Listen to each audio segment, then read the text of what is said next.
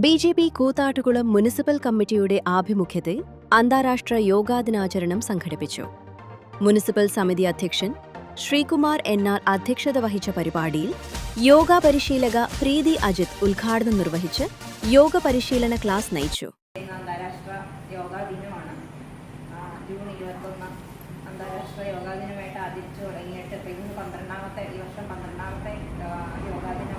BJP. മണ്ഡലം general secretary Lindo Wilson, OBC. Morcha ജില്ലാ general secretary Shaji Kannankottil, BJP. Municipal general secretary K A. Raju, vice president E K. Mohanan, മണ്ഡലം സമിതി അംഗം സി.പി. രവീന്ദ്രനാഥ്, മുനിസിപ്പൽ സമിതി അംഗങ്ങളായ മനോജ് മേട്ടുംപുറം, ഹരീഷ് കെ, ജീബ ബിജു, ജിനു മോൾ ജോസഫ് തുടങ്ങിയവർ ആശംസകൾ നേർന്നു സംസാരിച്ചു.